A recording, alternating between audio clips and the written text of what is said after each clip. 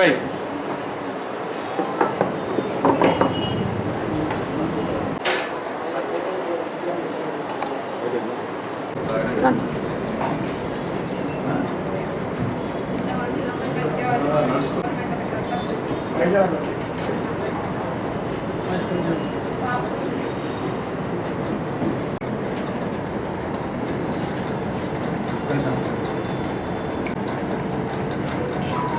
వారు మేడం గారు ఏదో డౌట్ అడుగుతున్నారు, క్లారిఫై అయిన తర్వాత.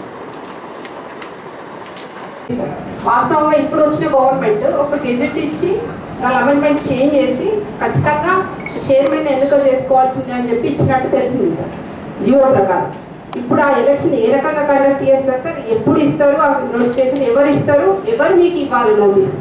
అప్పుడే ఇమీడియట్గా ప్రిన్సిపల్ సెక్రటరీ టు మున్సిపల్ అడ్మినిస్ట్రేషన్కి లెటర్ వెళ్తుంది గవర్నమెంట్, అంటే కలెక్టర్ గారి దగ్గర నుంచి. మున్సిపల్ డిపార్ట్మెంట్ నుంచి కలెక్టర్కి వస్తుంది, కలెక్టర్ దగ్గర నుంచి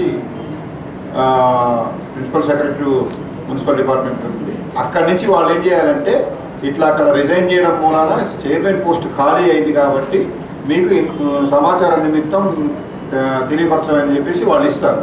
అప్పుడు ఏం చేయాలి, స్టేట్ ఎలక్షన్ కమిషన్ వారు మున్సిపల్ చైర్మన్ ఎలక్షన్ కోసం ఒక తేదీని ప్రకటిస్తూ నోటిఫికేషన్ జారీ చేయాలి. అది ఇంతవరకు జారీ కాలేదు కాబట్టి మీ దగ్గర ఎలక్షన్ జరగలేదు. కానీ రిపీటెడ్గా వీళ్ళు లెటర్స్ పెట్టడం జరుగుతోంది, 2-3 సార్లు లెటర్ పెట్టడం జరిగింది. ఇప్పటివరకు ఎందుకు యాక్షన్ తీసుకోలేదో అది భగవంతుడు తెలియాలి. లేదంటే రూల్స్లో వాళ్ళకి ఏమైనా వెసులుబాటు ఉందేమో ఆగారేమో నేను అనుకుంటున్నాను. సో రెండవది, ఇప్పుడు కూడా మేమేం చేస్తామంటే వైస్ చైర్మన్ వీగిపోయిన ఇన్ఫర్మేషన్ కూడా, అవిశ్వాసం వీగిపోయిన ఇన్ఫర్మేషన్ ఇస్తాం కాబట్టి ఇప్పుడు మళ్ళీ కలెక్టర్ గారి ద్వారా గవర్నమెంట్కి మేము ఈ మొత్తం సమాచారాన్ని అందజేస్తాము. అక్కడి నుంచి ఎలక్షన్ కమిషన్కి సమాచారం వెళ్ళవలసిన అవసరం ఖచ్చితంగా ఉన్నది, వెళుతుంది కూడా. కాబట్టి ఈ ఇన్ఫర్మేషన్ వాళ్ళకి అందిన తర్వాత మరి ఏమైనా నోటిఫికేషన్ ఇస్తారేమో మనం వేచి చూడాలి.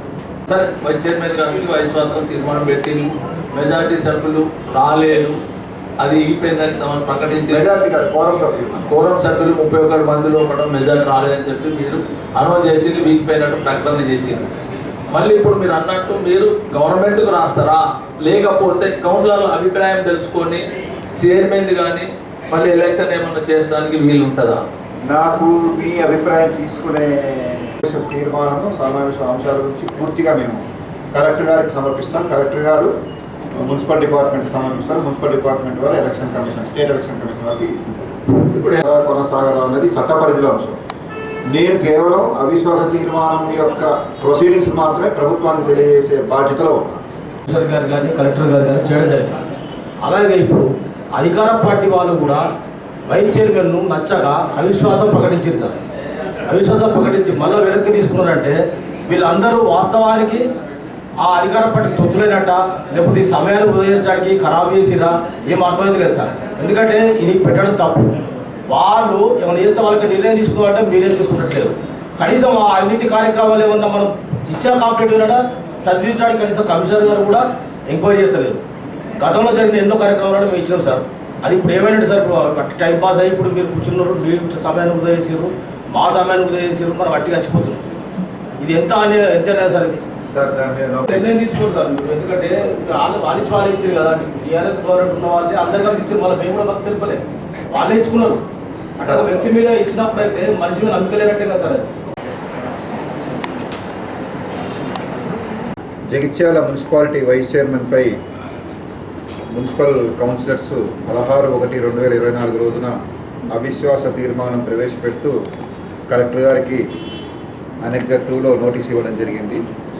ఆ నోటీస్పై కలెక్టర్ మేడం గారు 14/2/2024 రోజున ప్రత్యేక సమావేశాన్ని తేదీగా నిర్ణయిస్తూ జగిత్యాల మున్సిపాలిటీ గౌరవ సభ్యులందరికీ కూడా నోటీస్ ఇవ్వడం జరిగింది. ఈ సమావేశానికి హాజరు కావాల్సిందిగా సో ఈ హాజరు కావాల్సిన వాళ్ళు మొత్తం అవిశ్వాస తీర్మానం నెగ్గాలంటే మొత్తం 47 మంది సభ్యులు ఉన్నారు కాబట్టి 47 మందికి కాను 31 మంది సభ్యులు హాజరు కావాలి.